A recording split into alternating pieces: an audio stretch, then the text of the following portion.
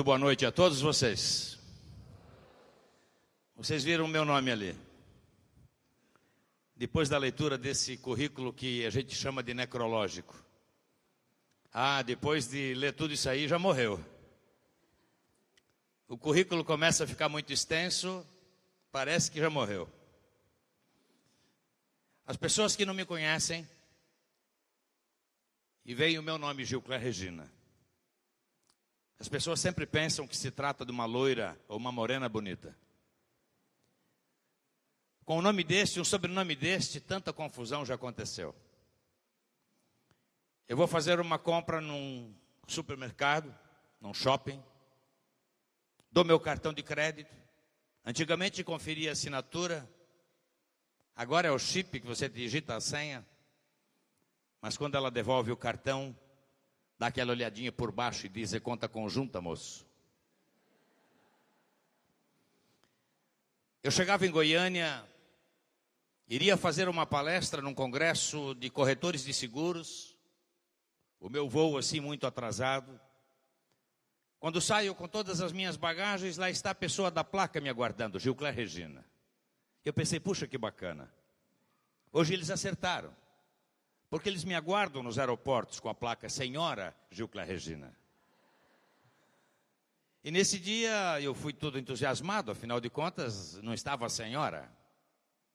Mas quando estou chegando para me identificar, na minha frente chega um rapaz, apavorado, amigo do rapaz da placa. Queria me levar ao local do evento, na minha frente, alto e bom som. E ele diz assim: mas está demorando essa gostosa, hein, meu? Não me restou outra alternativa.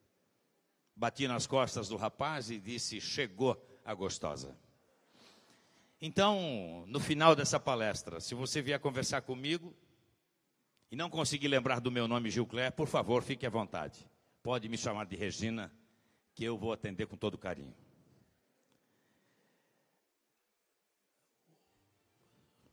O nosso tema é um tema muito forte.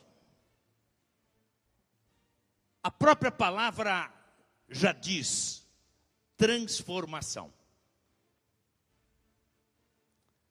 A transformação de oportunidades em resultados.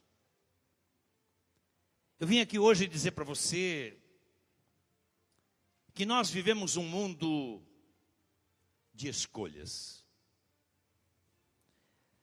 Na vida nós construímos caminhos que levam e trazem sonhos, alegrias, tristezas, amores e esperanças. E na nossa vida, a maioria das nossas ações, elas se desenvolvem em dois momentos. A decisão sobre qual caminho seguir é que vai fazer toda a diferença.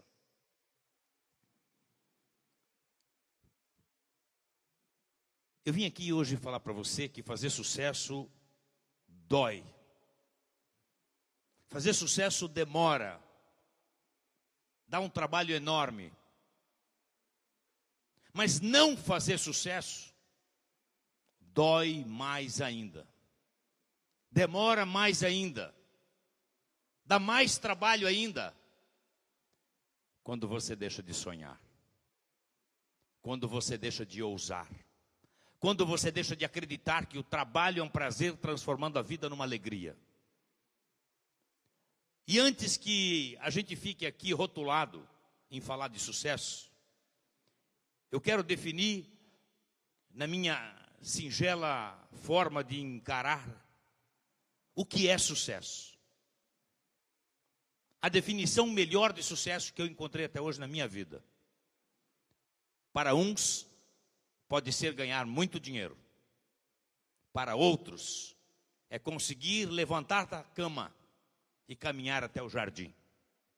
Isto é sucesso. No planeta Terra, nós somos 30% de sonhadores. Nós somos 69% de destruidores de sonhos. E apenas 1% criadores de sonhos. Um criador de sonho não é melhor do que eu. Não é melhor do que você. Um criador de sonho não tem um histórico de vida melhor que o seu. não tem um QI mais alto, mas ele tem a palavra mais importante do dicionário: a atitude. Atitude com altitude. Portanto, não é a autoajuda, é a ajuda do alto. Este é o sentido da vida. E a todas estas pessoas, que eu tenho certeza se deslocaram dos seus lares para estar aqui hoje, são pessoas sonhadoras, são pessoas que têm, muitos aqui têm o espírito de criadores de sonhos. E a todas estas pessoas que estão aqui hoje, neste momento, sonhadores e criadores de sonhos, eu queria iniciar esse nosso trabalho com uma grande salva de palmas, por favor.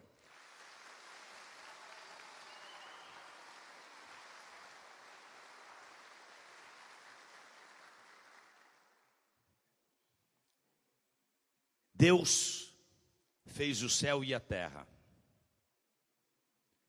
Dizem que a China fez o resto. Logicamente, nós estamos brincando, mas é que hoje tudo passa pela China. Tudo passa pela China. O botão da camisa, a peça do carro, a fivela do sapato, a roupa que você veste. Eu não vim aqui falar de economia, mas é que hoje tudo tem passado nessa grande aldeia global pela China. Até as doenças.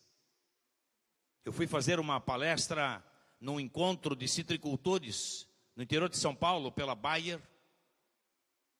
Eu tive que aprender sobre o greening, que é a doença que ataca os laranjais paulistas, que vem da China. Gripe do frango, vem da China. Gripe suína, gripe de palmeirense. Mas é claro que eu tenho que brincar um pouquinho, senão não tem jeito. O que eu quero colocar aqui para você é que nós vivemos um modelo de mundo onde nós estamos nesta gangorra. Nesta gangorra equilibrada pela educação. De um lado, nós temos tecnologias. Do outro lado, nós temos pessoas.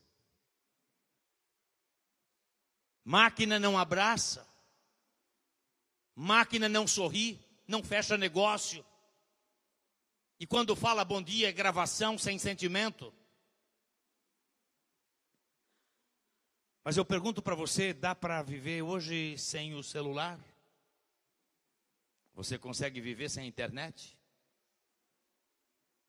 Quem de vocês aqui tem o Facebook? Levanta o braço, por favor. Muito prazer. Também estou lá.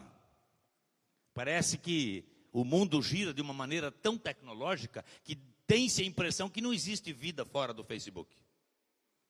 O marido está na sala, a esposa está na cozinha, a filha no quarto, o outro filho no outro quarto e todos se conversam pelo Facebook.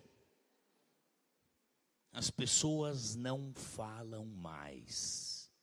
As pessoas teclam. Do mesmo jeito que pode ser um grande negócio a tecnologia, pode ser também a grande derrocada. Do mesmo jeito que leva ao sucesso, leva ao fracasso. Portanto, tem que ter a postura da escolha. Sem querer falar de economia, o estado de São Paulo, 3% da população são japoneses, são descendentes de japoneses orientais, Niseis. 3%. Quando você vai aos índices de aprovação dos vestibulares da FUVEST, que controla o vestibular da USP e da Escola de Medicina de São Paulo, 12% dos aprovados são Niseis. 4 vezes mais. E eu pergunto para você por quê? Se a população é 3%, por que quando vai no melhor vestibular, no vestibular mais difícil do estado, 4 vezes mais? Resposta muito simples. Família, monitoramento da família, família que monitora e acompanha, que cobra. Histórico de vida, vieram para o Brasil sem nenhum tipo de regalia. O seu nome, o seu sinônimo é trabalho, trabalho e trabalho. Percebem como tudo que passa na vida acaba tendo um núcleo central chamado família? E é ali que nós construímos ou o sucesso ou a derrocada.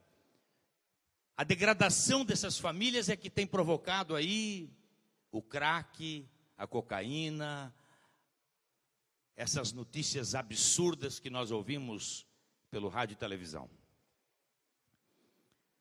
Mas, no entanto, o ser humano ele é o único produto do mundo que ele não nasce pronto. O ser humano não é um carro, um sapato, uma geladeira, um fogão que nascem novos e vão se gastando. O ser humano ele nasce não pronto e vai se fazendo. Por isso que tem o estudo, tem as palestras, tem os treinamentos, tem a educação, tem a leitura de livros, tem a busca consciente e boa pela internet, de muita informação boa também. Nas grandes cidades, é drive-thru, fast food, lava rápido. Você não vai levar o seu carro no lava-lerdo. Mas você aprendeu desde criancinha que a pressa é inimiga da perfeição, que devagar se vai ao longe. Tudo é rápido. No ano retrasado morreu o japonês que fundou o miojo. 94 anos de idade. Fizeram 3 minutos de silêncio para ele. O miojo, como vocês sabem, é 3 minutos. Se a gente não mantém este bom humor, as coisas não têm graça. Sabe o que é humor? Humor é de manhã até de noite. Humor é padrão, é igual você comer o mesmo sanduíche do McDonald's em Copenhague, em Sorocaba, em Tóquio, é o mesmo. Padrão. O mesmo que acontece aí no negócio de vocês. Você chega numa loja às 8h15 da manhã, bom dia, que bom que você chegou. Será este o mesmo atendimento quando falta 5 minutos para terminar o expediente? Estacionei o meu carro na frente de uma loja. Faltava menos de 5 minutos para terminar o expediente. E quando eu me virei fazendo menção de ir para a loja, eu vejo 4 vendedores naquela posição de guerra. E o cara vai entrar aqui. Quantas pessoas você chega num dia e diz assim, bom dia. Bom dia, que bom que você chegou. No outro dia você chega para a mesma pessoa. Bom dia. Bom dia por quê? Só se for para você, o homem já me deu uma aí. Já começa a puxar energia para baixo. Vamos fazer um teste se você está bom lá em cima. Número 8. Crise ou oportunidade? Mudam-se os personagens, a história continua a mesma. Na política, na economia, no Superior Tribunal Federal, nas famílias. Quando eu era um menino muito rebelde. Eu vivia criticando o meu pai.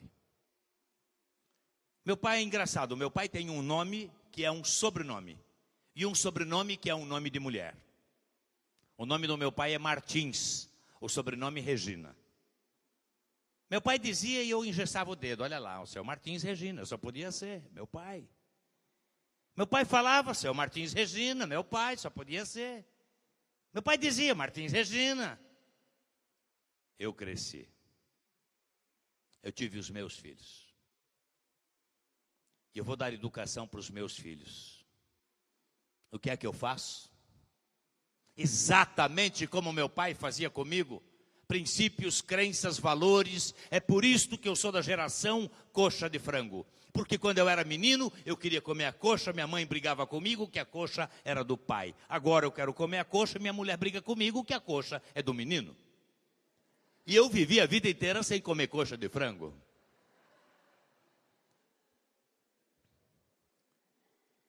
Nós fizemos uma turnê de palestras há 2 anos atrás, em Portugal. Em Portugal, uma das palestras nós fizemos no Europarque, o maior centro de convenções da Europa. Cada participante, na cidade do Porto, pagou 160 euros o ingresso. O mesmo que vocês pagaram aí. 2 quilos de alimentos. Eu tenho certeza que se tivesse brasileiro naquele cenário, já entrava com a calculadora na mão, fazendo conta. 2.000 pessoas, 160 euros o ingresso, ele já entraria fazendo conta. 2.000 vezes 160 vezes a cotação do euro, o cara ganhou um monte. Uma coisa que eu aprendi na minha vida é que o sucesso tem que ser celebrado. Seja em família, seja na empresa, o sucesso profissional tem que ser celebrado. Então, nós fomos celebrar esse dia, que foi um tremendo sucesso. Então, nós fomos lá numa churrasqueira, porque lá em Portugal não é churrascaria, é churrasqueira. Não mexe no som não, viu? Se for para mexer no som, vai deixar do jeito que está aí. Chegando lá na churrasqueira, porque lá em Portugal não é churrascaria, carne, cominhos de carne, picanha, filé mignon, para todo mundo. Para mim, mandaram uma bandeja de coxa de frango. Justamente porque eu tinha contado a história da coxa de frango. E você começa a aprender, então, a cultura de um outro país, a cultura de um outro povo. Lá em Portugal, por exemplo, você para diante de um elevador. Abre a porta, o português está lá dentro, não tem indicação que está subindo, não tem indicação que está descendo. E você fica confuso e pergunta para o português, está subindo ou está descendo? Ele olha para você e fala, está parado. E está parado mesmo. A minha amiga leva o sapato para trocar o salto em Lisboa. O sapateiro diz, a senhora passa a tarde. À tarde, quando ela foi buscar o sapato, o sapateiro literalmente trocou aquele saltinho gasto do direito para o esquerdo e do esquerdo para o direito. Minha amiga ficou possessa. Falei para o senhor que era para arrumar, trocar. A senhora não me falou que era para arrumar. A senhora me falou que era apenas para trocar. E você começa a aprender, então, uma cultura de um outro povo. É interessante porque, mesmo no Japão, a palavra crise fala-se kiki. Kiki em japonês, metade da palavra perigo, metade da palavra oportunidade. Quer dizer, todas as vezes na vida que você tem uma notícia negativa, ela pode ser a grande oportunidade. Se você pegar o histórico das grandes invenções do mundo, você vai perceber que foram feitas em momentos de turbulência e nunca em momentos de serenidade. Às vezes uma doença que aparece, um conflito de um relacionamento, pode ser a grande oportunidade de reconstrução, de restauração. Então é esse o modelo que a gente tem que parar para pensar. Isso aqui me faz lembrar aquela história do milionário. Milionário excêntrico, mansão maravilhosa. Muito excêntrico, ele colocava jacarés na piscina da mansão. Naquela noite, dando uma festa de arromba na mansão, embalado por várias doses de uísque, ele começa a dizer mais alto, aquele que pular na minha piscina e atravessar nadando, eu dou a minha Ferrari, que está na garagem. Ninguém pulou.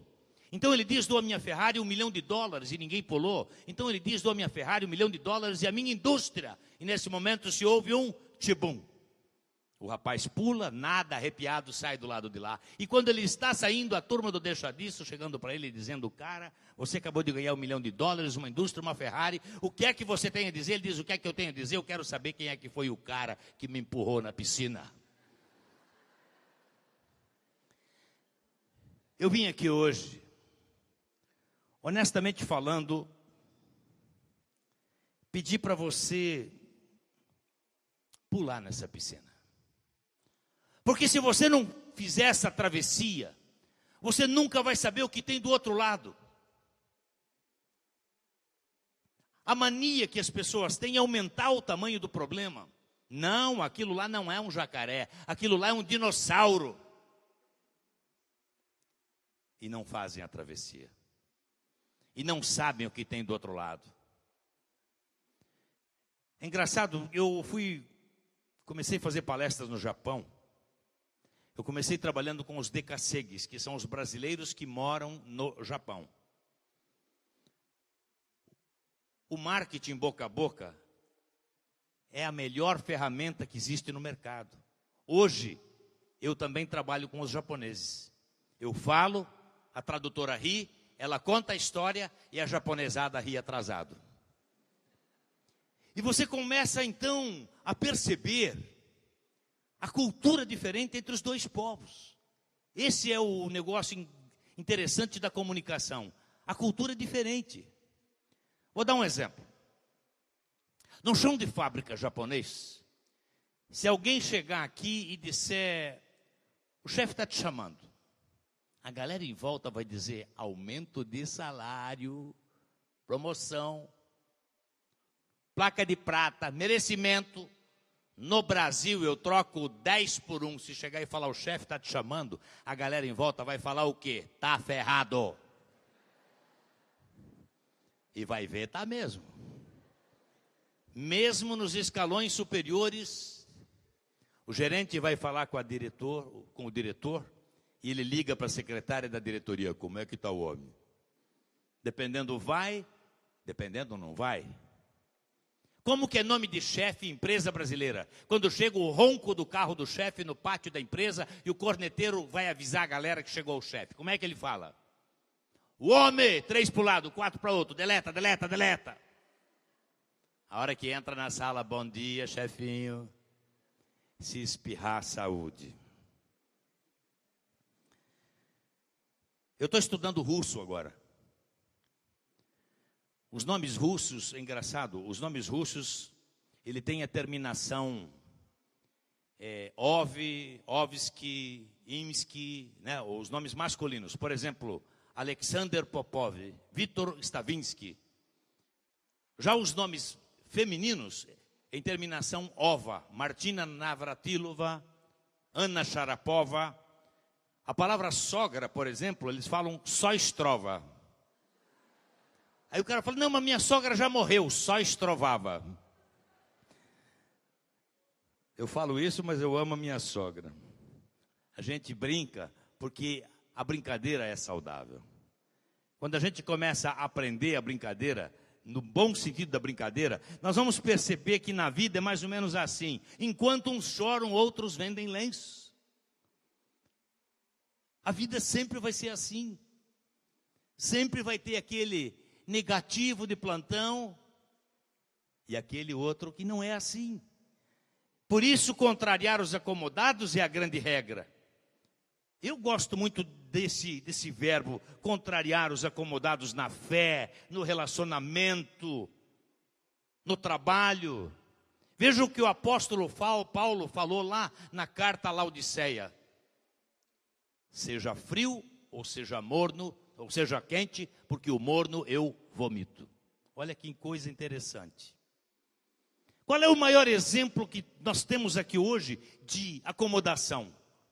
Dentro de casa. Menos aqui em Sertanópolis. O marido está para chegar em casa. A esposa está lá no fogão, pilotando o fogão com aquelas pantufas desse tamanho no pé. Não dá nem para ver o tamanho do pé. Aquele penhoar de gomo, todo esgarçado, esfiapento. Aqueles bobs desse tamanho na cabeça. O marido chega da sala, ela grita da cozinha: chegou, amor? Não, inferno. Não fica, não fala a mesma linguagem. O marido, depois de um dia de trabalho, happy hour, vem para casa, vai para o quarto, se troca. O que é que você vê dentro de casa? Um mendigo dentro de casa, com aquela camiseta de 38 furos da última campanha eleitoral. Aqueles shorts, papel manteiga, lava, passa, mas tem que ser aquele, dá para ver até a eclipse do sol com aquilo. Um belo dia chega em casa, encontra a camiseta debaixo do rodinho. E ainda briga com ele. Briga com ela, a minha preferida. Eu creio que a atitude é trocar o torto pelo reto. Quando você troca o torto pelo reto, é um redirecionamento de caminho. É um repaginar da sua meta pessoal. É uma reconstrução das coisas onde você aprende com o erro, porque o erro ensina muito mais do que os acertos. A dor ensina mais que o amor, mas o grande ideal de vida é o amor. Mas na vida nós sempre somos assim, motivados que fazem, desmotivados que reclamam. Otimistas que enxergam oportunidades nas dificuldades, pessimistas ao contrário, enxergam dificuldades nas oportunidades. Olha essa daqui, por exemplo, um bêbado às 4 horas da manhã. Os policiais abordam o bêbado. O cidadão, onde é que o senhor está indo uma hora dessa? Estou indo assistir uma palestra. Palestra uma hora dessa do quê? Dos males causados pela esbórnia, pelos malefícios causados pelo álcool, da inconstância, da infidelidade conjugal. Mas quem é que vai te dar uma palestra uma hora dessa? Minha mulher, quando eu chegar em casa. Não podia ser outra coisa. Com isso, eu acabei criando o gráfico da felicidade. Eu criei esse gráfico até mais no sentido para brincar um pouquinho e mostrar que a vida é sempre assim. Um dia eu estou bem, outro dia estou mal. Um dia eu estou alegre, outro dia eu estou triste. Um dia eu estou lá em cima, outro dia eu estou lá embaixo. E aí, o que acontece? Quando você sobe, dá euforia. Mas na linha do tempo provoca depressão. Olha o exemplo. Consegui aquele emprego que eu tanto sonhava. Fui demitido. Fechei o negócio. A empresa quebrou. Comprei o carrão que eu tanto queria comprar. Bati o carro. Consegui aquela namorada linda da minha vida. Me casei.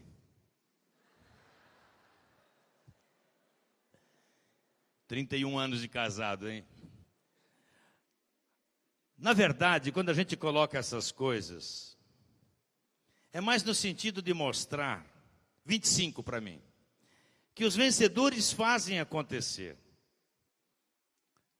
Os perdedores deixam acontecer.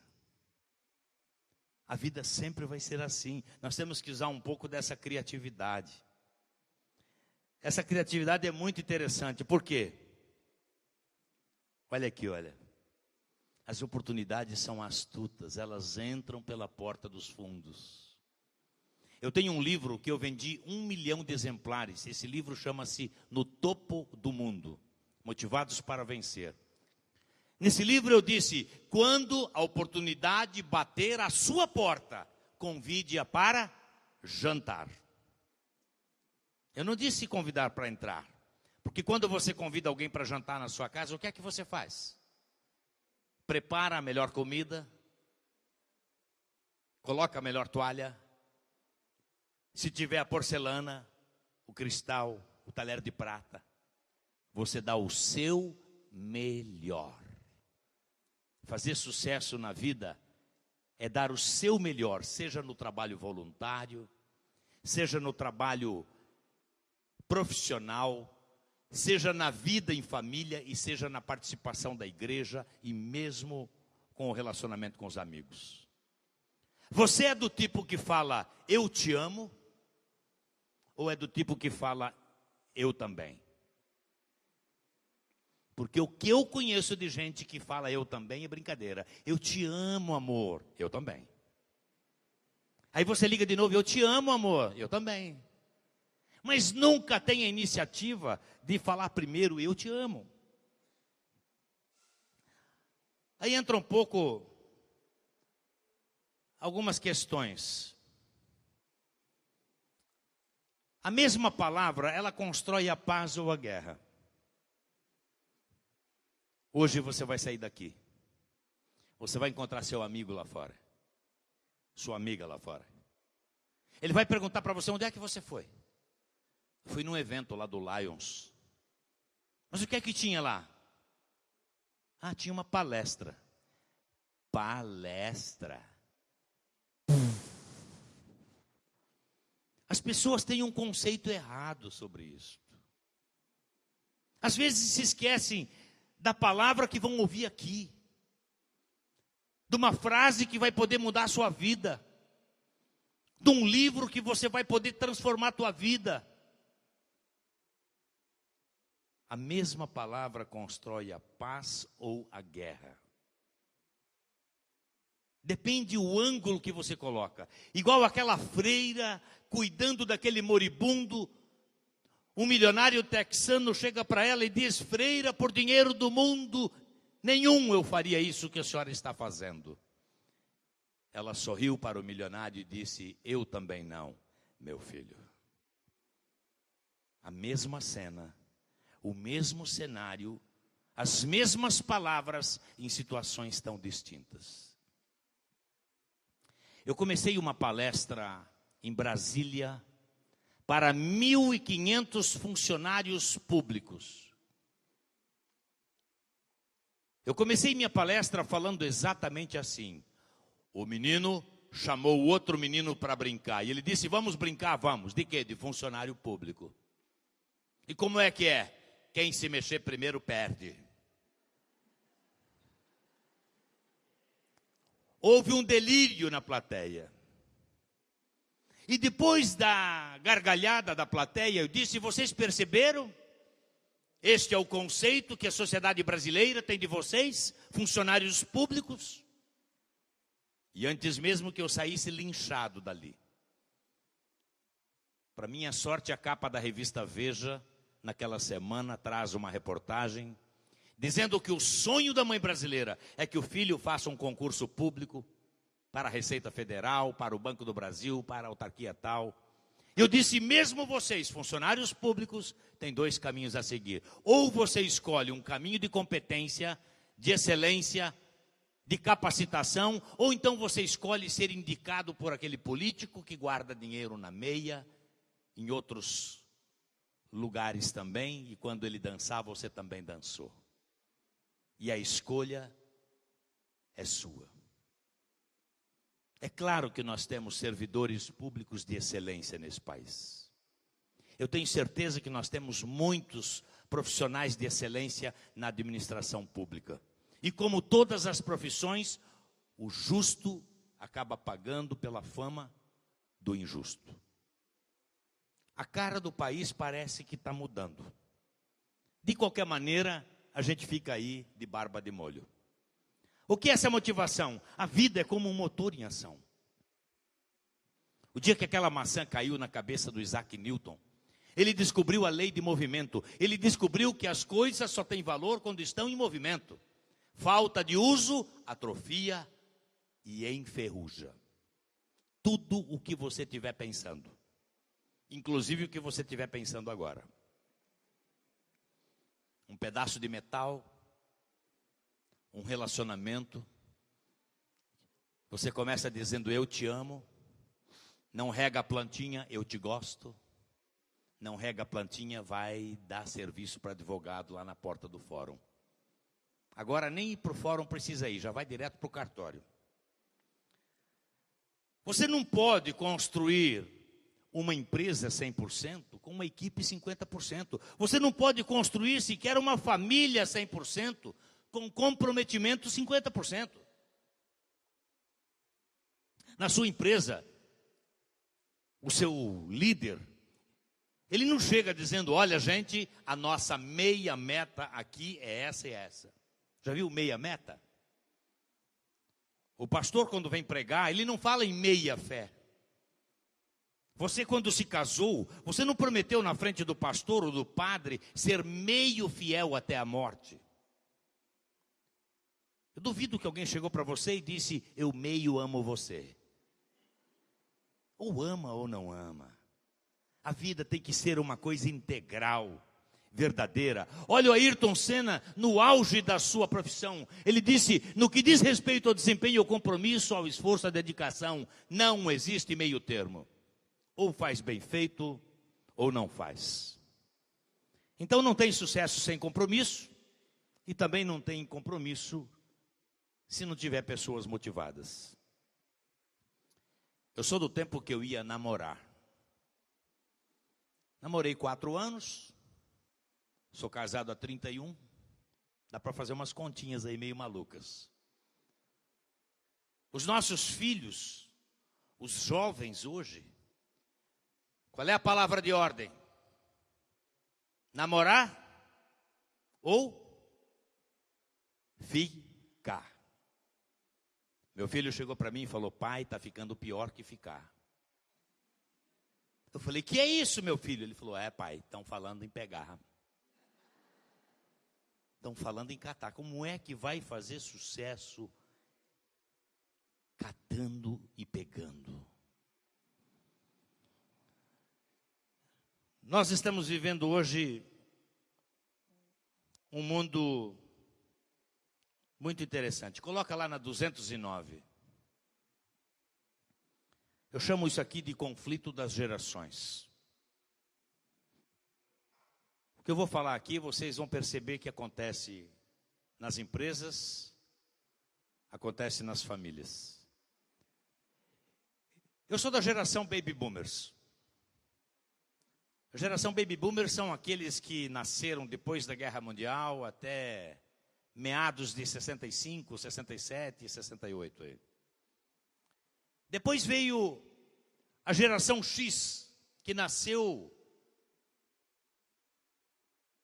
na chamada década perdida, anos 70, indo para 80. Depois veio a geração Y, que são os jovens, geração digital, que nunca conheceu o papel e que hoje está provocando uma revolução dentro das empresas, o velho contra o novo, a pressão da tecnologia contra aquele que trabalhava no papel. E agora está vindo a geração Z, que eu chamo de geração TSN. São os nascidos de 2000 para cá. Eu chamo de geração TSN, totalmente sem noção. Acha que leite de caixinha dá em torneira. Tem problema de concentração, vive dentro do quarto. É download para cá, download para lá. Tem problema de relacionar-se com as pessoas. O pior de tudo é que se a gente for fazer aqui uma aula sobre o que está acontecendo hoje com o Brasil, é uma coisa medonha de se pensar. Por quê? Porque nós estamos vivendo um período, o maior dividendo demográfico da história. Nós atingimos em 18 anos aqui no Brasil a maior taxa de infertilidade da mulher. Aquilo que a Europa madura atingiu em 100 anos. A minha avó teve 12 filhos. Minha mãe teve 4. Minha esposa teve 2. Possivelmente meus filhos vão ter 1. A mulher hoje não quer mais ter filhos. A mulher é independente. Onde é que nós vamos parar? Quem é que vai pagar a conta da Previdência daqui a 10, 15 anos? Quem achar que vai se aposentar e vai ficar numa boa, começa a mudar o pensamento para transformar oportunidades em resultados a partir de agora. Os baby boomers vão indo para o céu. A geração X e Y subindo para a Previdência. E quem é que vai pagar a conta? Primeiro, entrando muito menos gente para trabalhar nesse universo, como é que nós vamos ficar? Então nós temos que ter essa ideia e temos que usar muito também da questão da criatividade. Coloca 207.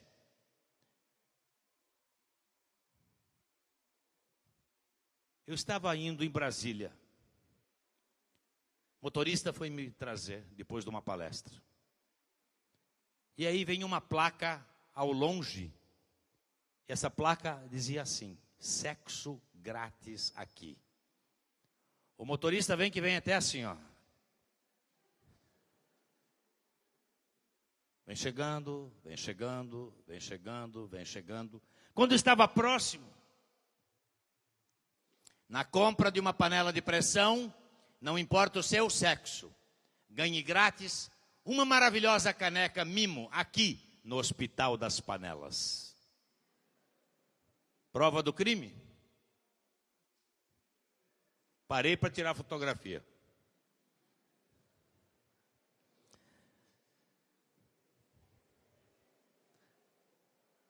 É uma coisa interessante, criatividade. Você trabalha com a zona de conforto. Você não é educado para pensar diferente. Você é educado para pensar sempre igual. E todas as vezes que tem uma coisa diferente, incomoda. Eu vou fazer uma brincadeira com vocês. Eu vou mostrar para vocês que vocês pensam muitas vezes na zona de conforto. E que nós, de repente, podemos mudar isso. Vou fazer uma brincadeira bem simples. Eu queria que você liberasse suas mãos. Se tiver uma caneta, celular, papel, bolsa. Eu preciso das duas mãos livres. Uma brincadeira bem simples. Agora eu quero que você levante as duas mãos bem para o alto. As duas mãos, bem... Isto. Fica até bonito. Dá até para tirar fotografia, Gilberto. Olha que bonito. As duas mãos. Agora você cruza as duas mãos. Não. Cruza assim, ó. Fechando. Isso. Fecha bem. Coloca bem para cima. Muito bom. Olha que bacana. Outra foto, Gilberto. Olha que bacana. Pode baixar. Deixa eu perguntar. Quem colocou o dedão direito, quando fechou as mãos, para cima? Em cima, o dedão direito em cima do esquerdo. Levanta o braço. Quem que levantou o dedão direito? Só pensa em sexo.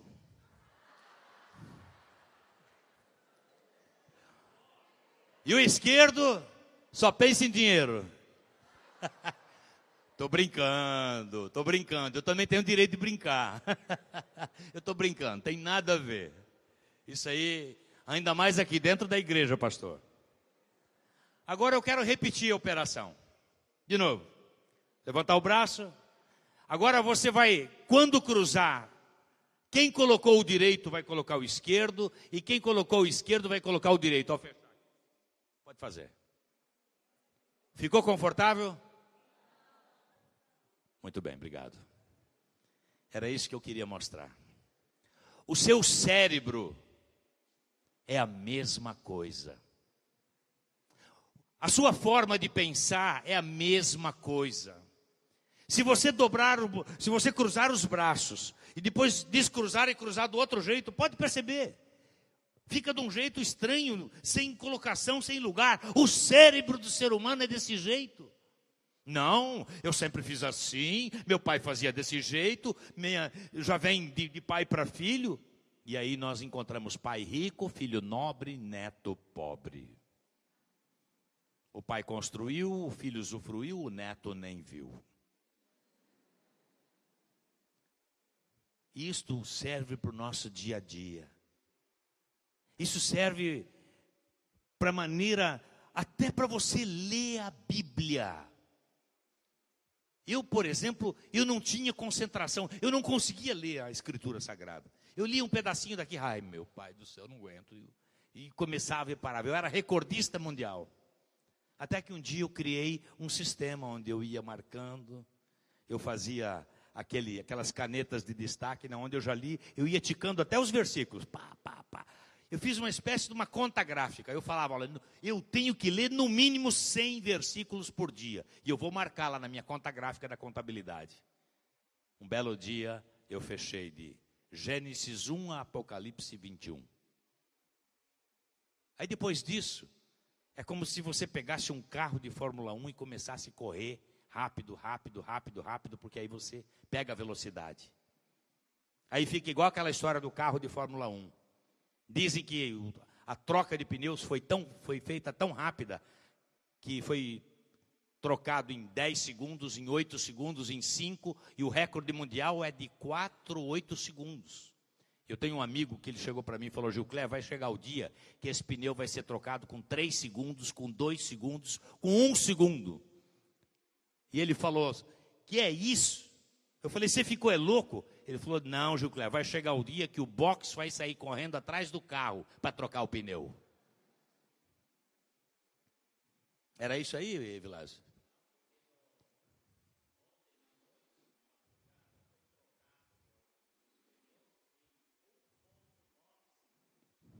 Então, o box sair correndo atrás, não estou tão errado assim. Pois é. Então, é uma coisa muito interessante quando a gente começa a avaliar estas situações. A 34. O novo, ele não está nos ingredientes. O novo, ele está na forma como são misturados. Quantas vezes você leu um livro e voltou a ler o mesmo livro e percebeu coisas diferentes? A água do rio que você colocou o pé, quando você volta e coloca o pé novamente, não é mais a mesma água. Aquela já passou. Assim é a oportunidade na vida. Assim é a oportunidade de um momento de fazer um carinho, um momento de ajudar alguém, um momento de conquistar um negócio, um momento de falar eu te amo na hora certa. Então, que crise é essa? Se existe tanta crise, é porque deve ser um bom negócio. Já disse o Jô Soares. Talvez a gente tenha que, em alguns momentos, colocar um cifrão naquele S. Em outros momentos, talvez tenhamos que tirar aquele S, criar coisas novas. Mas eu acho o fundamental, eu percebo que o fundamental é a gente ter bom humor. Conta uma história que o governo brasileiro, numa visão bem-humorada, pediu dinheiro, recursos para o Fome Zero, junto ao governo do Líbano. A carta saiu daqui via Itamaraty, assinada pelo presidente, pela ministra, que hoje é presidente. E o governo do Líbano mandou uma resposta para o governo brasileiro num fax em código. Esse fax dizia assim, BL, MD, VBB, número 6, número 2. Mostraram aquilo para o senhor Lula. E o Lula, com a sua excêntrica e extremada gramaticalidade, já decifrou. BL, beleza. MD, mandei depositar. VBB, via Banco do Brasil. Número 6, número 2, 62 milhões de dólares. Vamos lá buscar essa grana. Foram no Banco do Brasil, não tinha conta. Foram no Banco Bradesco, não tinha conta, não tinha dinheiro. Foram no Banco de Brasília, foram no Banco de Boston.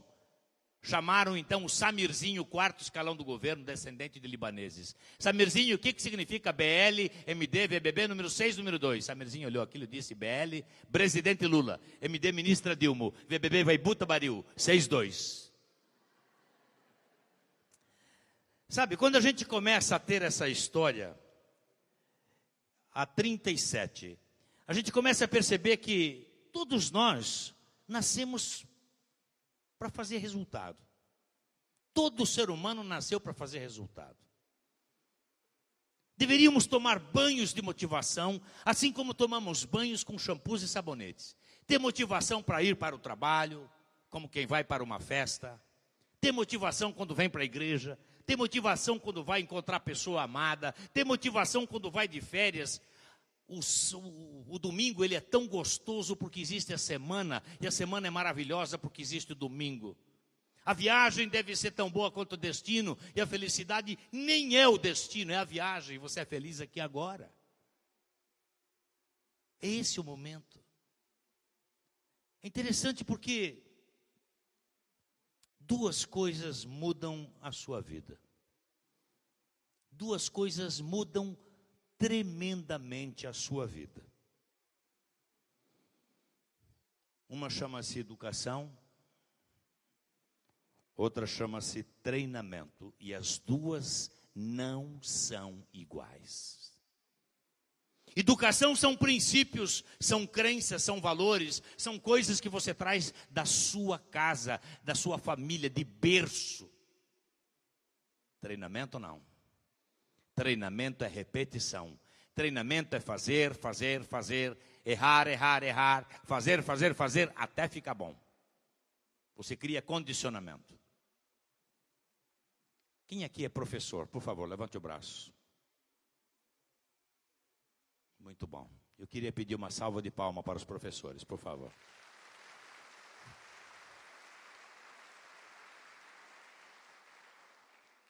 Mal valorizado nesse país? Sim. Muito mal valorizado.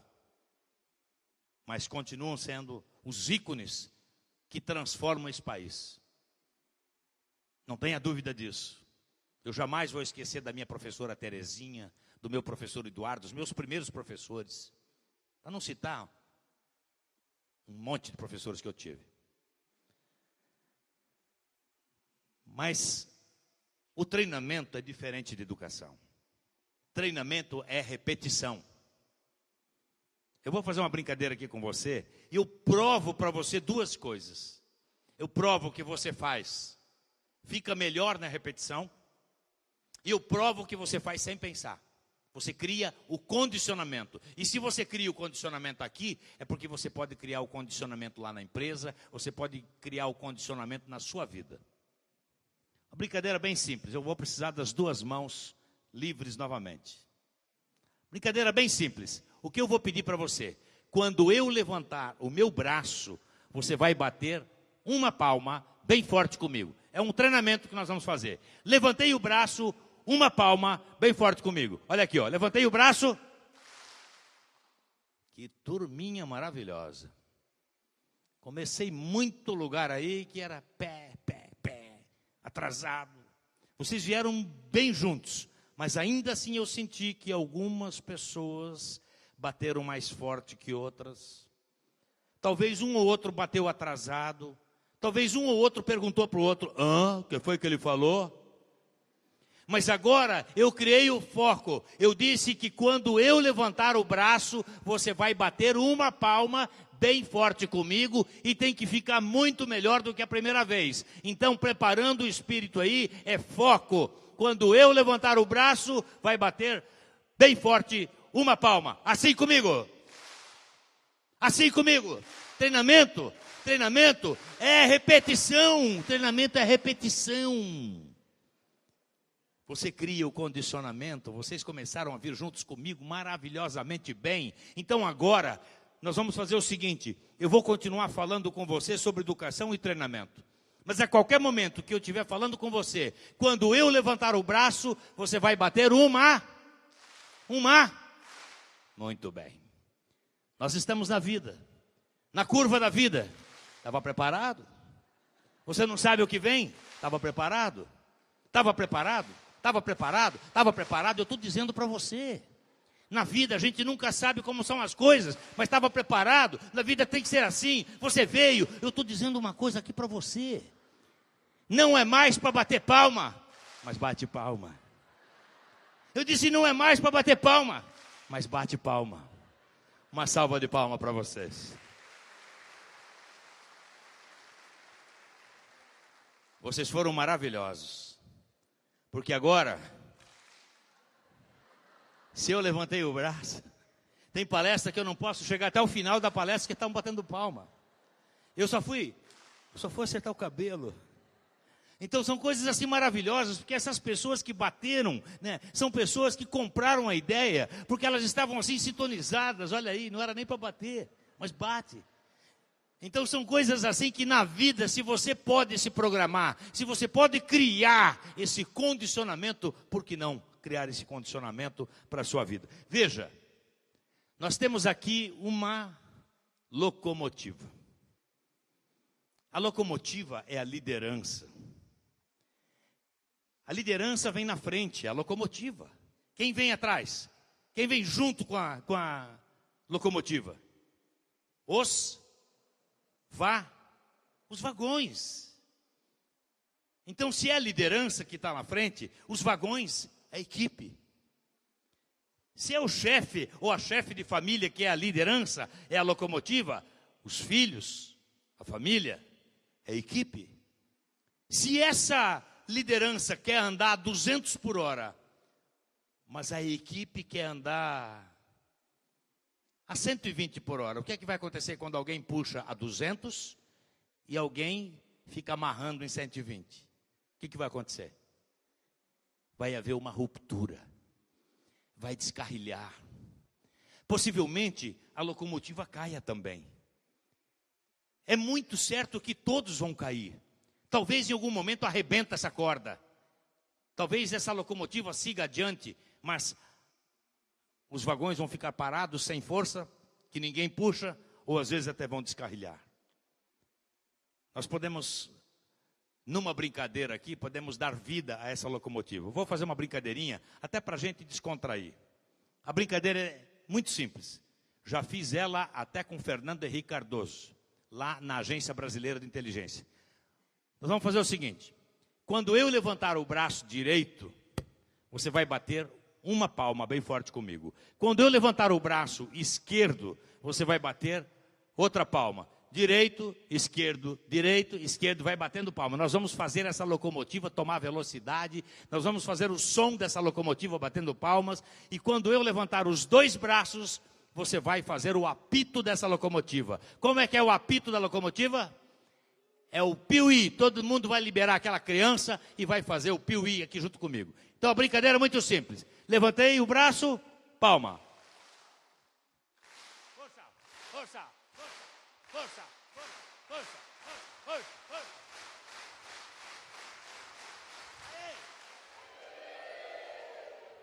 Uma salva de palmas para vocês de novo. São certas coisas que a gente aprende com Piaget. Piaget ensinava a gente que a gente tinha que aprender brincando. E por incrível que pareça, o que fica gravado é a história. O que fica gravado é a brincadeira, com conteúdo sério. Quando eu estudava no colégio, inspirado agora nas palavras do diretor do Colégio Santa Cruz, em São Paulo, onde ele diz: no mundo real, a turma da frente acaba trabalhando para a turma do fundão. Quando eu estudava no colégio, eu me sentava na última carteira. E quem sentava na última carteira era chamado do quê?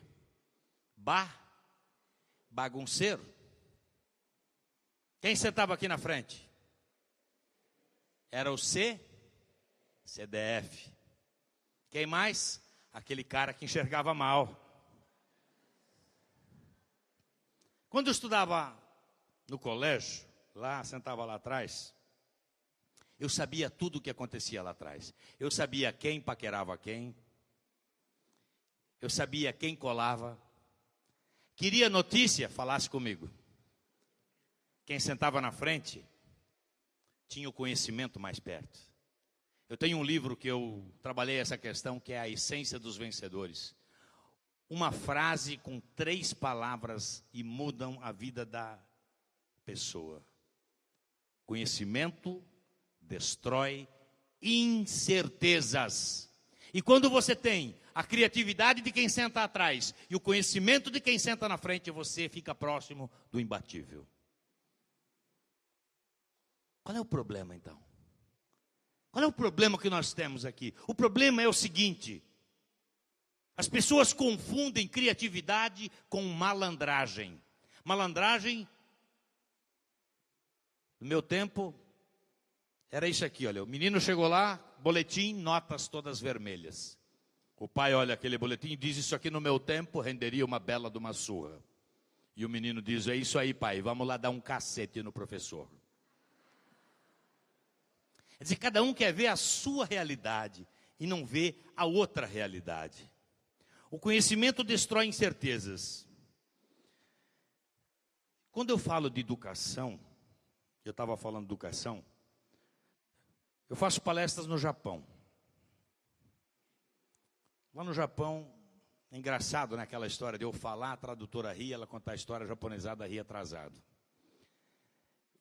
No Japão a gente aprende algumas coisas. Por exemplo, num colégio público no Japão, os professores e os alunos gastam 15 minutos por dia para limpar o colégio.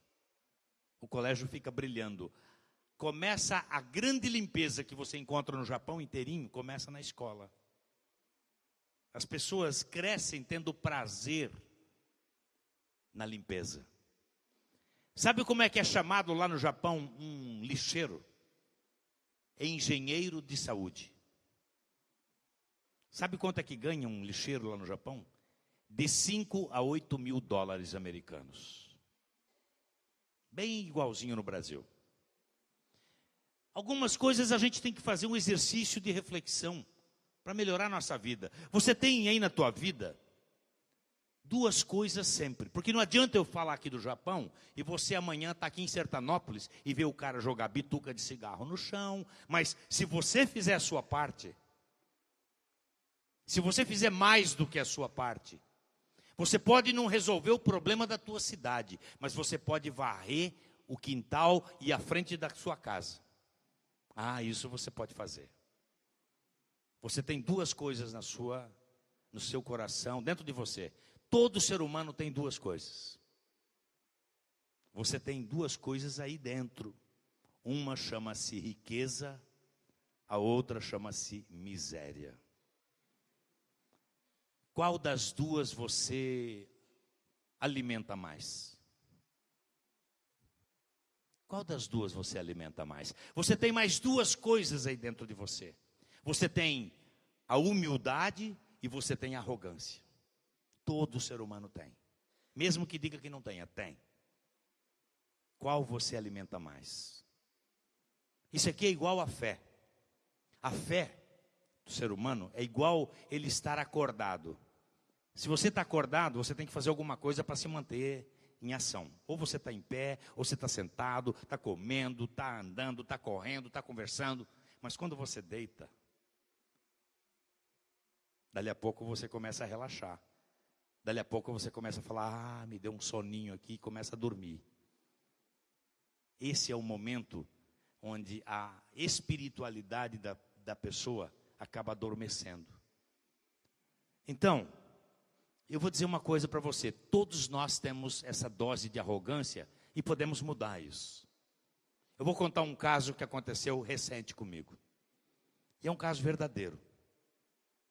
Eu sou uma pessoa que viajo muito, eu faço muitas palestras.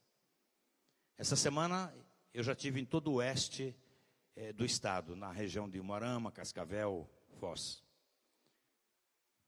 Agora estou indo fazer palestras, para você ter ideia. Essa semana ainda eu faço em Chapecó, Itá, Ceará, Piratuba. Daí eu vou a Distrito Federal, Brasília, vou a Teresina, no Piauí, vou a Codó, no Maranhão. Venho para fazer Imbituba, Santa Catarina, Joinville, Maringá, no dia seguinte, Arraial do Cabo, no Rio de Janeiro. Quer dizer, sempre viajando. Passo sempre pelo aeroporto de Congonhas.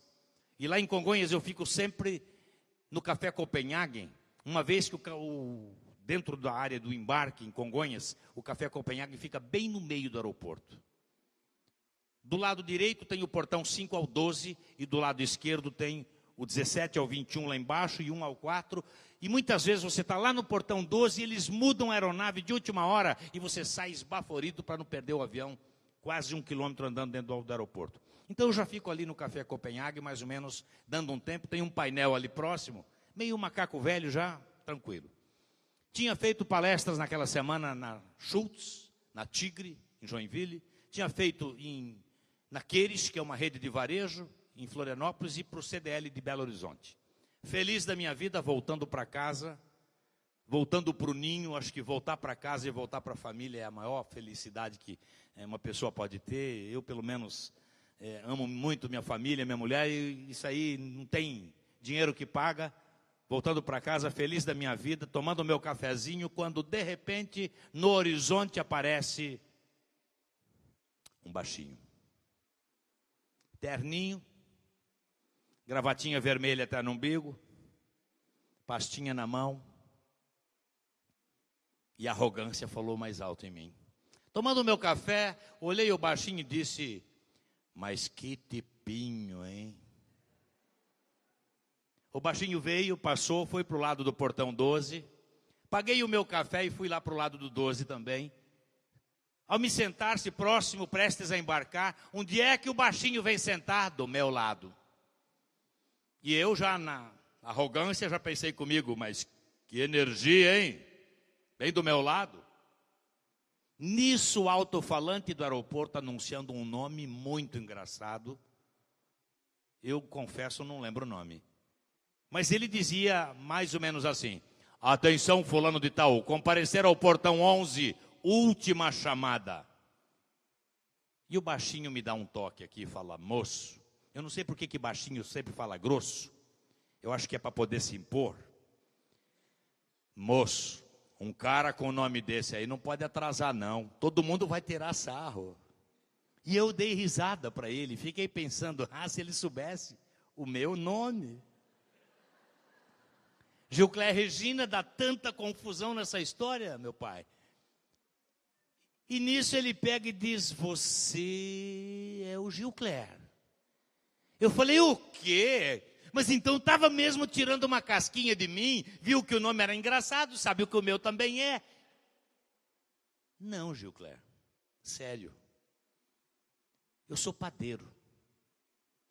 Eu não tive dinheiro para fazer uma faculdade. Eu te conheço porque eu ia nas suas palestras. Você foi a minha faculdade, você foi o meu MBA. E eu agora, massageado, lisonjeado, mas ainda desconfiado. E daí?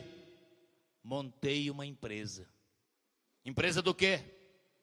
Pão de queijo congelado. Chegou a fazer cócegas. Quase que eu pergunto para ele: onde é que fica o fundo de quintal do rapaz? Mas eu me contive. Onde é que fica a sua empresa? Ele tirou um cartãozinho do bolso. Chef Foods, Parque Industrial, acabamos de construir a fábrica nova no Parque Industrial, tantos mil metros quadrados, 160 funcionários, 6 engenheiros de alimentos, 350 toneladas de pão de queijo todos os meses, 200 toneladas de mandioca congelada todos os meses. A fábrica antiga montamos a Fresh Foods com mais 160 toneladas de baldes de pão de queijo. E compramos a Fornata em Ponta Grossa, comida congelada de qualidade, mais 40 empregos para competir de igualdade com a Sadia e a Perdigão. Caiu a minha cara. Porque mais uma vez a vida mostrou para mim que para fazer sucesso, não importa se você é pequenininho no tamanho, Deus fez você pequeno no tamanho, mas alto na capacidade de voar. Não importa se você é um baixinho ou você é um Brad Pitt de Hollywood, se você é uma nanica ou você é uma Gisele Bündchen da vida, Deus fez você para voar alto e brilhar. E isso ninguém tira da gente. Isto é maravilhoso.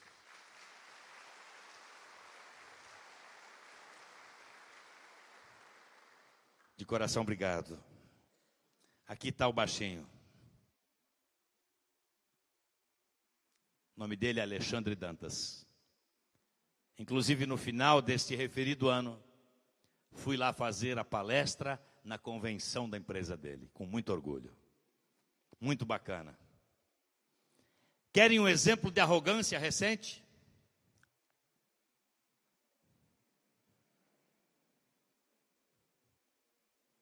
Arrogância. Nunca dance bonecão do posto no meio de uma luta. Deu risadas e num vacilo levou o que merecia. Nocaute. Eu também sou fã dele. Mas eu tenho certeza que quem mais está se cobrando é ele mesmo. Eu não tenho dúvida disso. Ele deve ter sofrido muito com esse episódio. O seu tamanho não define onde você vai chegar. A sua atitude, sim. Tem a história da Bíblia. E eu criei um apêndice fora da Bíblia. bem-humorado. Eu gosto sempre da história bem-humorada. O povo de Israel, o exército de Israel disse, vendo aquele gigante de 3 metros, ele é tão grande, jamais conseguiremos derrotá-lo. Eu criei uma história fora da Bíblia.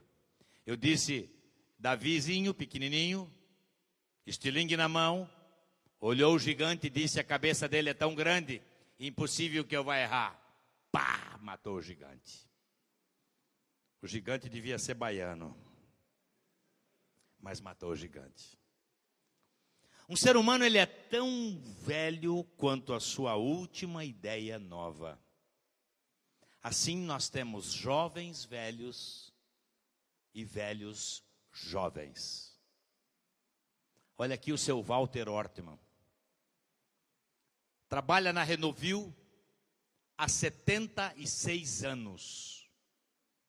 Ele tem 91 anos de idade. Ele é o gerente nacional de vendas. Ele fica uma semana por mês em Brusque, Santa Catarina.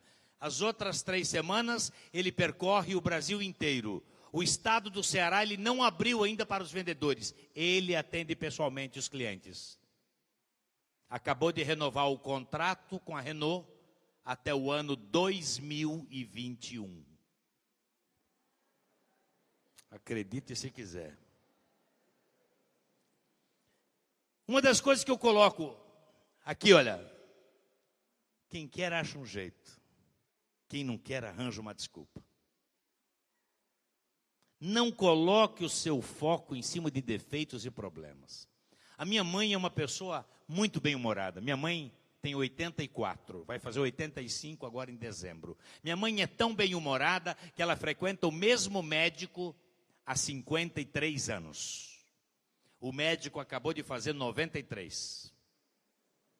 Minha mãe vai lá no doutor Alfredo, só tem que dar um remédio, porque o meu joelho direito está inchando e está doendo. E o doutor Alfredo diz, mas dona Hilda, a senhora há de convir comigo? A senhora já passou dos 80. Doutor Alfredo, esse outro aqui também já passou dos 80 e não está doendo não. Quer dizer, é esse o lado bem-humorado que a gente tem que levar da vida. O meu amigo Valtinho, em São Paulo, o Valtinho matava tudo que se locomovia e destrinchava. Era um menino traquina, matava gato, rato, passarinho, pomba, calango. E ele destrinchava, isso é coração, isso é fígado, isso é pulmão. E todo mundo dizia, Valtinho quando crescer vai ser médico. Valtinho cresceu, virou açougueiro. Mas um açougueiro de sucesso. 23 lojas de luxo na grande São Paulo. Carnes com cortes especiais, produtos importados. O cara é um sucesso. Quem foi que disse que para ser sucesso tinha que ser especificamente o médico? É claro, o que seria do médico se não tivesse o mecânico? O que seria do mecânico se não tivesse o dentista? O que seria do dentista se não tivesse o médico? Agora, o que eu quero colocar é que as pessoas simples também têm direito ao sol. As pessoas simples também têm direito a fazer sucesso. Eu conheço frentista de posto que virou presidente de banco. Meu cliente, o João Pedro Facina, vice-presidente das organizações Silvio Santos, era frentista de posto e o senhor Cenoura Bravanel ia lá abastecer o carro. E a história começou ali. O meu amigo Adalberto, um pintor de paredes, ele criou valor agregado naquilo que ele faz. Ele aprendeu a regra número 1 do sucesso.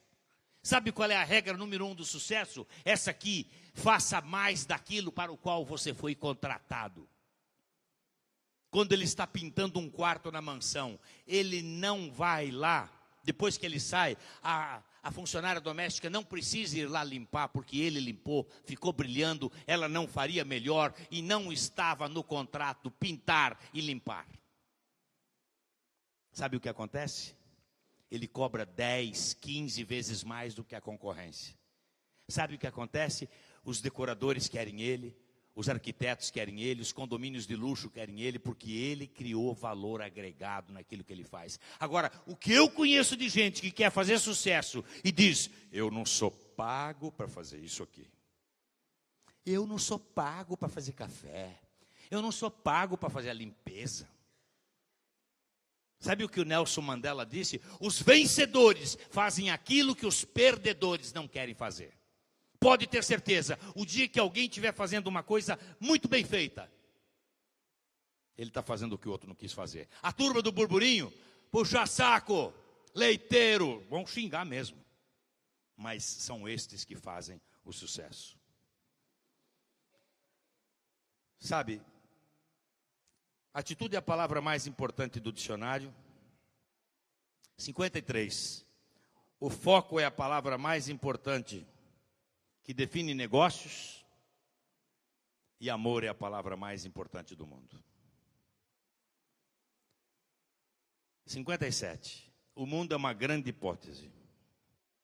Qual é a hipótese da sua vida?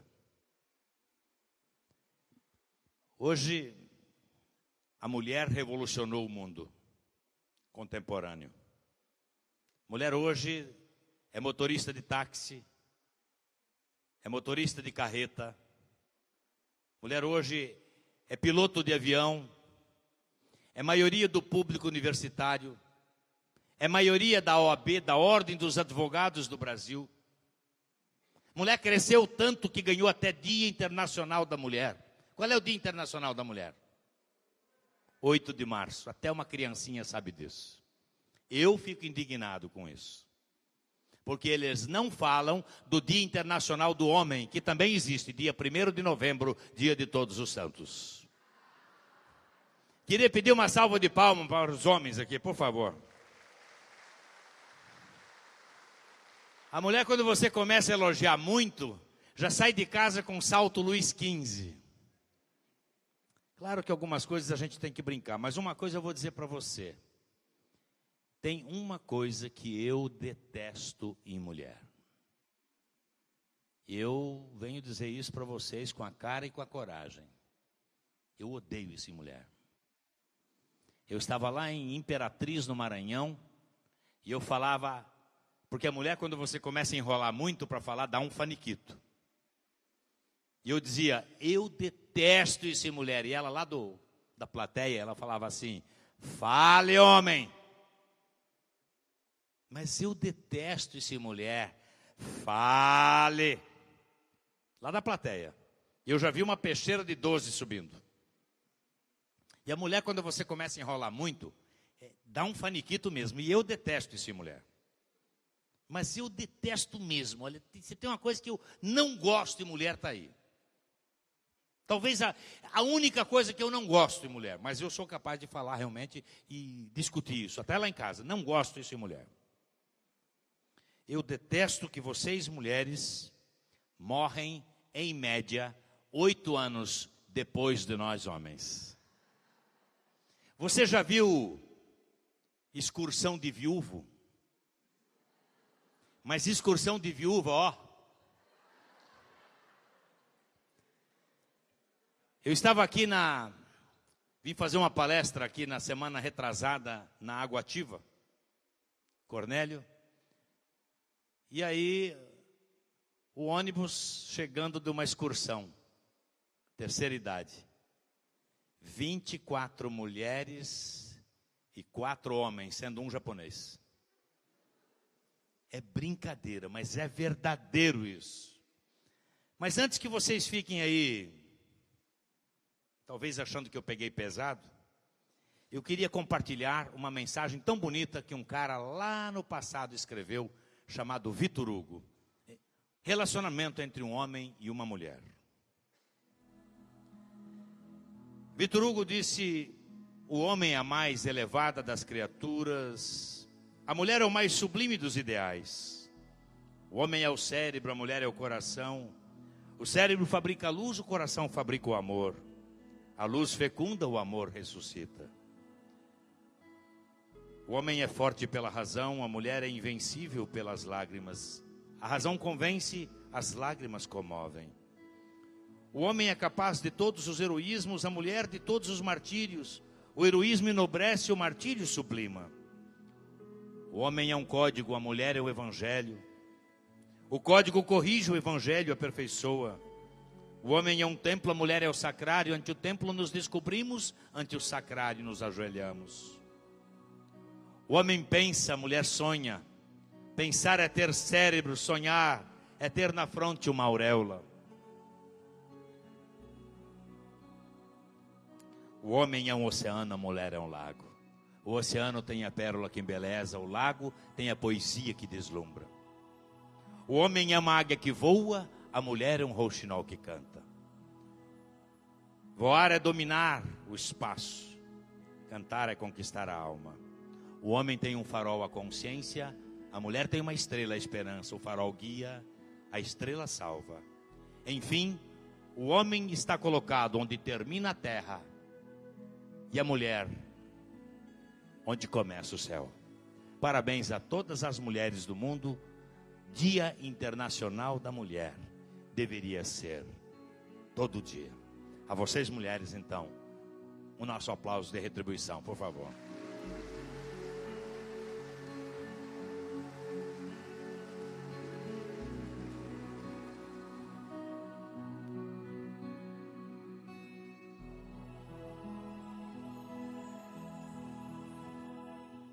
Depois desta média feita,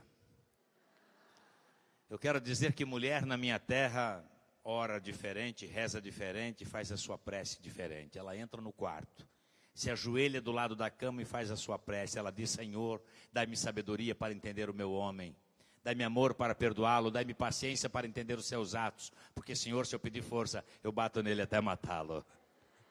É claro que não é o caso aí de vocês, claro. Mas nós temos que aprender muito com a vida e com as histórias. Veja lá, a 73. O que está acontecendo hoje no mundo é que os filhos estão chamando os pais de analfabetos virtuais. E os pais estão chamando os filhos de analfabetos espirituais. Está faltando equilíbrio. Este equilíbrio é fundamental para a vida. Este equilíbrio está faltando. Nós temos que aprender, fundamentalmente, compartilhar. Eu sou amigo de um escritor gaúcho chamado Luiz Fernando Veríssimo, filho de um grande escritor, filho de Érico Veríssimo. E o Luiz Fernando conta uma história que se passa entre um casal. Os dois estão lá na parte de cima da casa, marido entrando no chuveiro, a esposa saindo do chuveiro. Naquele momento, na parte de baixo, toca a campainha. Aquela rápida discussão do casal, quem vai, quem não vai, quem vai, quem não vai. Ela enrola-se numa toalha e diz: deixa que eu vou. Desce, abre a porta, está telado na sua frente, está o Roberto, o vizinho do lado. E o Roberto, muito sacana, disse: se você deixar cair essa toalha, eu lhe dou R$800. Não sei o que aconteceu, um segundo de bobeira, pimba, caiu a toalha. Recebeu 800, fechou a porta, subiu, deve ter pensado: nunca ganhei 800 tão fácil. Quando estava entrando na suíte, o marido grita do chuveiro: quem era?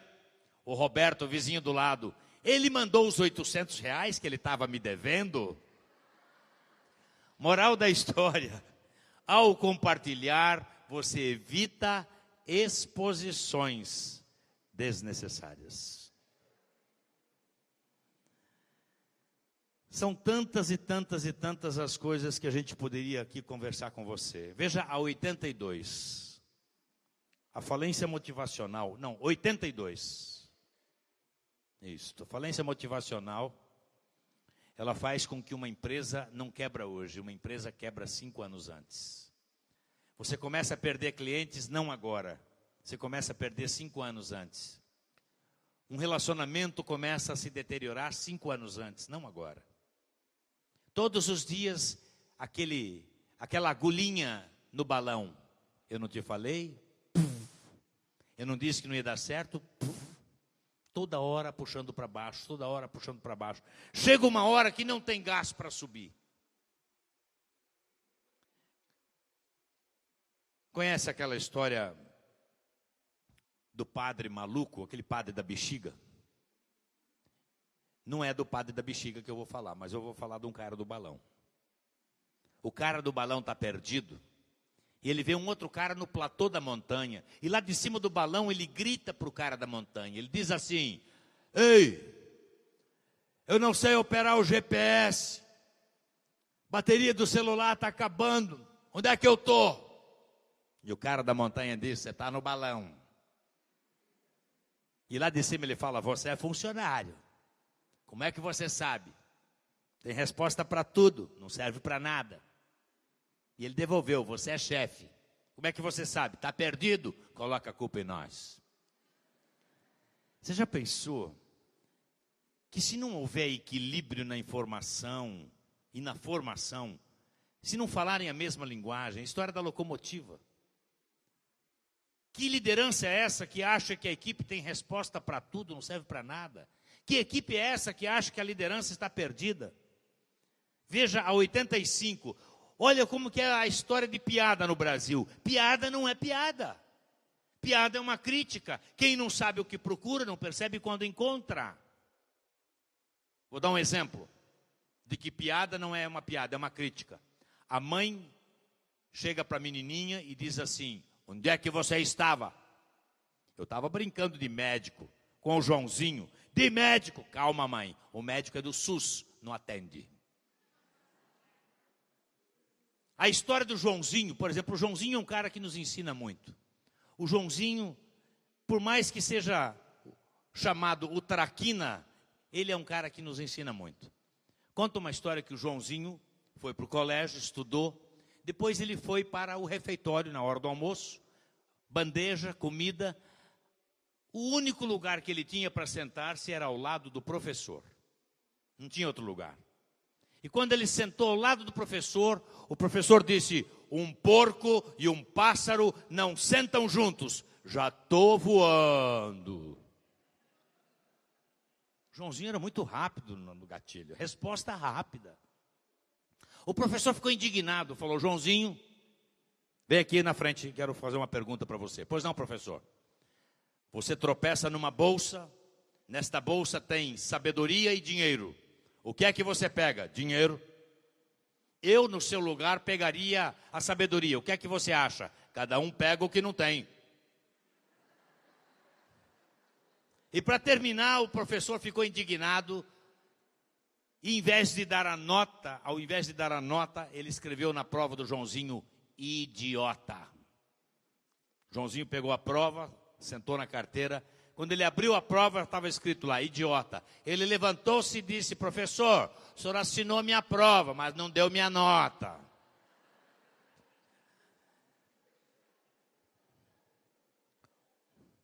Uma coisa que tem me incomodado bastante, eu tenho meu site é meu nome, Gilcler Regina, e eu escrevo para 58 mil assinantes nesse site. Para vocês terem ideia, eu escrevo atualmente para países de língua portuguesa, para 2.500 jornais. Só em Minas Gerais são 400. Em muitas cidades pequenas tem aquele jornal interior, eu escrevo. E eu escrevi uma matéria no meu site, nesse meu boletim, e causou uma polêmica enorme. Em cima dessa polêmica, eu acabei transformando esse artigo num livro, fruto de uma equipe, fruto de uma pesquisa de equipe com 450 executivos de altas e grandes empresas. E eu queria tomar 2 minutos para passar o que eu escrevi neste livro. Esse livro chamado Os 10 Mandamentos e o Mundo Empresarial. Nesse livro eu disse: eu não preciso dizer que o adultério, a fofoca, a mentira tem pernas curtas, que o mundo é redondo e pequeno e cabe dentro do Google. Nessa pesquisa, com 450 executivos de grandes empresas, 45% fariam de tudo para ganhar o mercado, mesmo que para isso precisassem destruir os seus concorrentes. Isto é matar. 64% estavam dispostos a se valer de falso testemunho, de fofocar, de mentir dentro e fora da empresa para conseguir os seus objetivos. 37% estavam dispostos a praticar adultério dentro da empresa. E 71% acreditam nas regras divinas, mas a maior parte não as cumpria. Primeiro que os executivos até acreditam em Deus, acham suas regras válidas, mas não acreditam que terão o sucesso que desejam seguindo essas regras. Eu diria que isso não é cobiça, é humano. Eu diria também, não acredito que eles sejam diferentes da maioria das outras pessoas. Depois, o que muitos não sabem é que os 10 mandamentos, eles podem produzir resultados, até mesmo na empresa. Quem os cumpre vai mais devagar, mas vai com mais certeza. Quem se vale desses artifícios pode ter até sucesso durante algum tempo,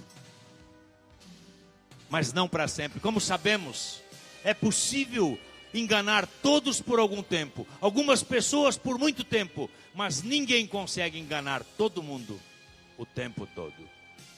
Eu não tenho receio em dizer que o caminho aparentemente mais longo, sem atalhos sedutores, em geral é o mais seguro e às vezes até o mais rápido.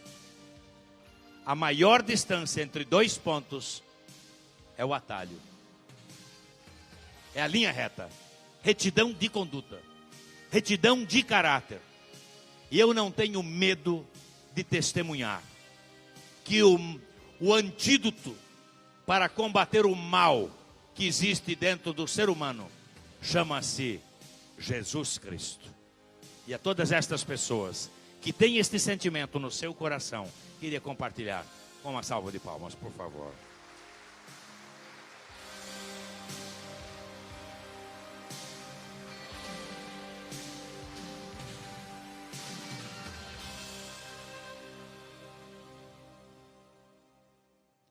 (108) Nós já vamos terminar, podem ficar tranquilos aí, quem estiver preocupado.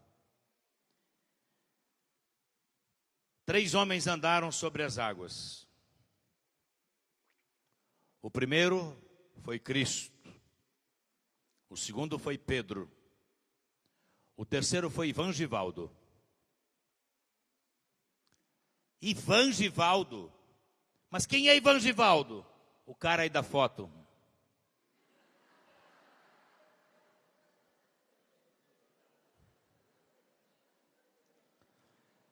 O bom é que a gente pode brincar também.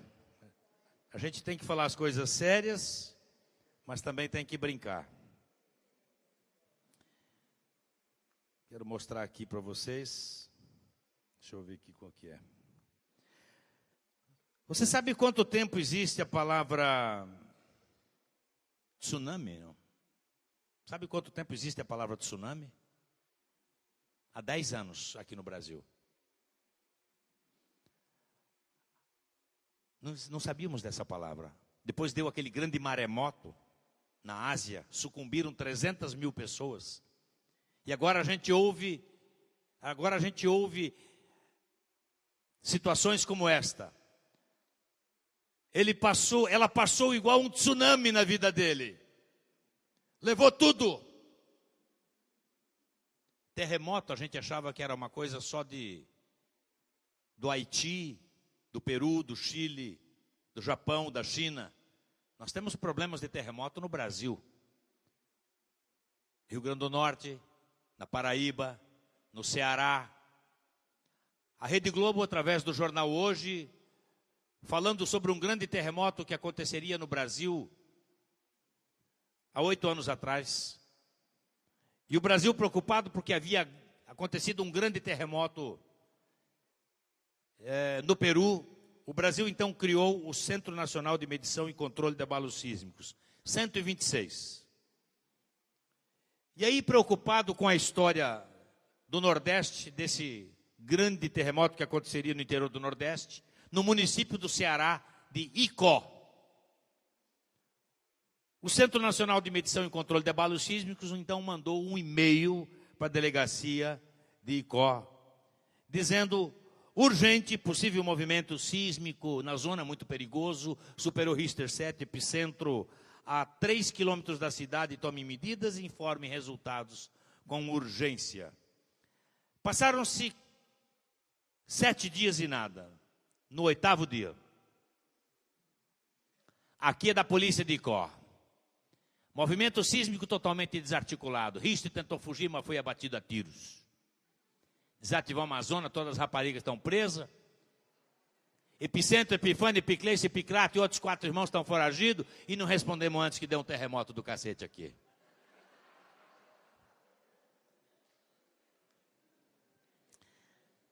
(144)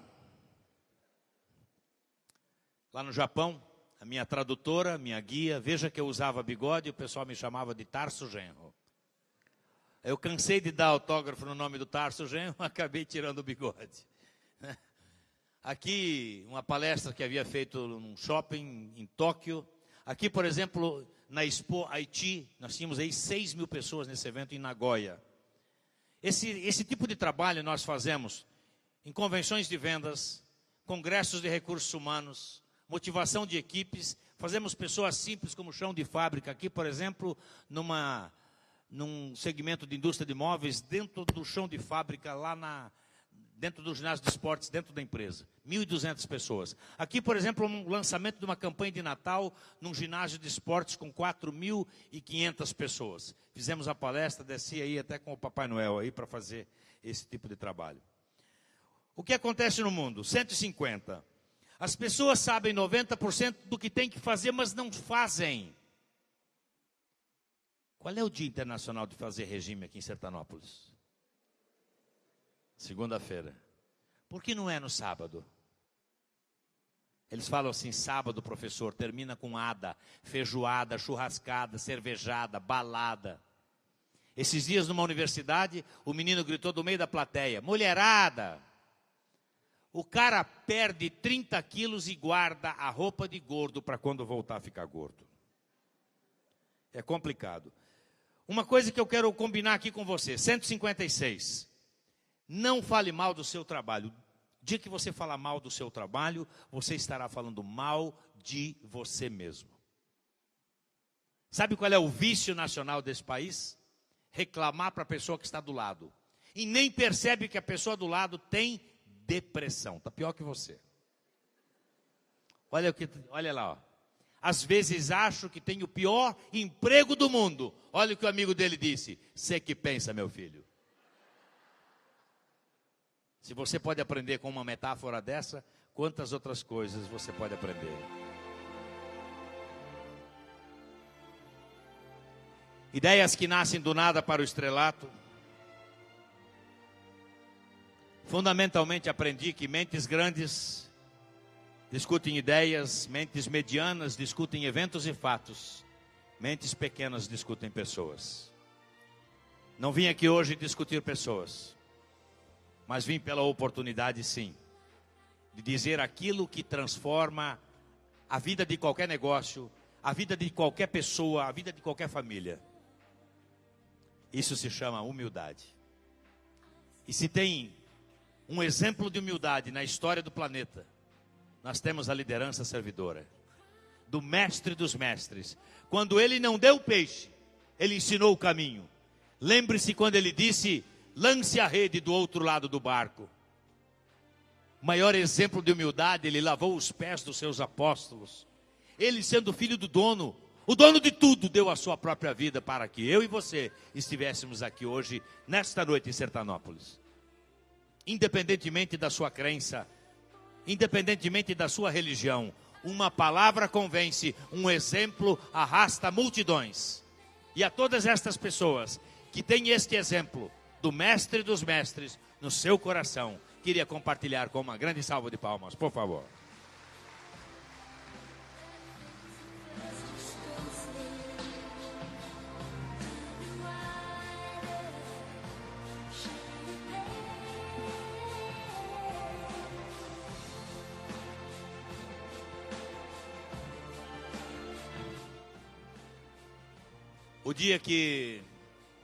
O sucesso bater na sua porta também.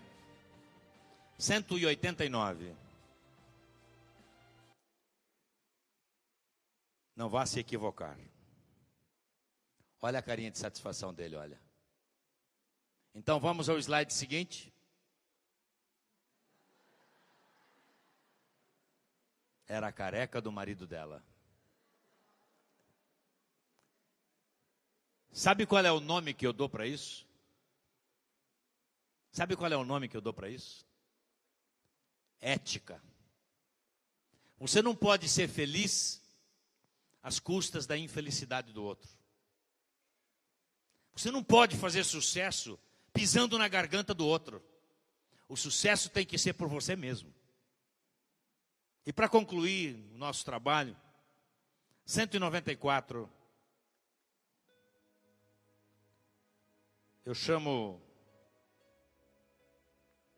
de bumerangue do bem.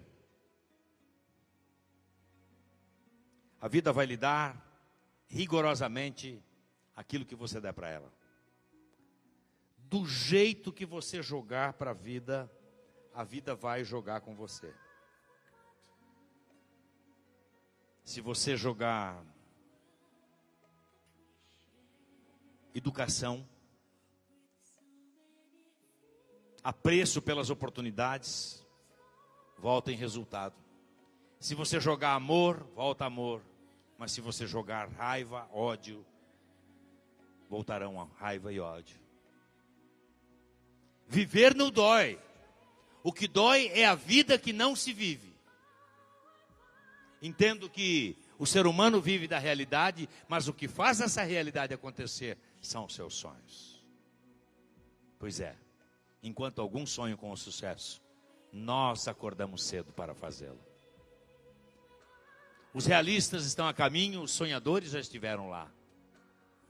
E como grande mensagem, não importa de onde você vem, não importa onde você está, importa aonde você quer chegar. Porque se você for seta, você não vai ser alvo, você vai correr na frente. E quem corre na frente chega primeiro, e quem chega primeiro bebe água limpa.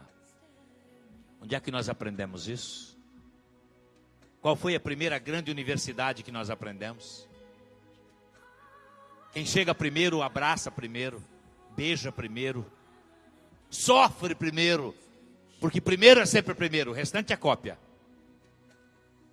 Nós aprendemos isso na universidade chamada família.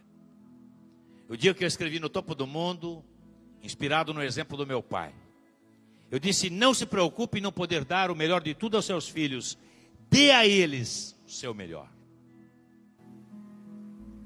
Inspirado no exemplo de papai e mamãe. Todas as vezes que eu passava na casa do meu pai, eu lhe dava um beijo. E se tem uma coisa que eu ensinei o meu pai, entre tantas que ele me ensinou, foi que um filho nunca é velho demais para beijar o seu pai. E todas as vezes que eu dava um beijo no meu pai, ele me olhava meio engraçado, talvez ele pensasse: esse menino aí não sei não, viu? Hoje, se eu passar na casa do meu pai e não lhe der um beijo, ele vai dizer que alguma coisa não está legal comigo. Assim também meus filhos, eu tenho 2 filhos. Meus 2 filhos hoje são executivos. Trabalham com produtos muito parecidos. Um é diretor da Brasil Quirim, aqui no Paraná. Trabalha com venda de refrigerante e cerveja. Inclusive atende aqui a região de vocês. O outro trabalha com livros da nossa editora. Eu brinco, eu falo 2 prazeres, livro e cerveja. Quando ia buscá-los no colégio, adolescentes, estaciona o carro na esquina, entra meu filho mais novo, dá meu beijo, meu abraço. Mas quando entra meu filho mais velho, vou dar um beijo nele, ele fica com vergonha dos amigos adolescentes na esquina e se esquiva de mim, e eu não consigo beijá-lo. E eu fico muito triste. Indo para casa, dirigindo o carro, carinhosamente coloquei a minha mão na perna do meu filho. Eu lhe disse: meu filho, vou lhe falar agora uma coisa que vai valer para a sua vida inteira. Queria que não ficasse magoado comigo. E neste momento, diretamente do meu coração, eu disse: um filho nunca é velho demais para beijar o seu pai e a sua mãe. As palavras papai, mamãe são palavras mágicas. E antes mesmo de chegar em casa, vejo lágrimas nos olhos do meu filho, que chega até o meu rosto e dá meu beijo. Se eu encontrar os meus filhos executivos hoje por 10 vezes, pode ter certeza, eles virão e darão meu beijo. E se eles estão longe, dificilmente passa um dia que não venha uma mensagem pelo celular dizendo: pai, eu te amo. E se é que hoje eu posso deixar um conselho para você, no final dessa palestra: se você tem o teu papai vivo, tua mamãe viva, beijos. Vai fazer um bem enorme para eles, você nem imagina quanto. E se você não os tem, certamente você tem quem você ama. Não importa quem está certo ou quem está errado, estenda o teu braço, porque quando você estende o teu braço, você perdoa. E quem perdoa deixa de sofrer e faz o outro muito mais feliz. Eu disse que a palavra mais importante do mundo é amor. Aprendemos isto com o apóstolo Paulo. Agora, pois, permanecem a fé, a esperança e o amor. Estes três, o mais importante é o amor. Se tem uma coisa que movimenta o mundo, chama-se amor. Se tem uma coisa que existe na vida de verdade, é o amor que constrói. Tudo que existe na vida é o amor que constrói. Seja um criador de sonho, seja um sonhador, mas tenha amor no coração. Lance os seus sonhos na frente da sua vida, e os seus objetivos, os seus ideais estarão lá para alcançá-lo.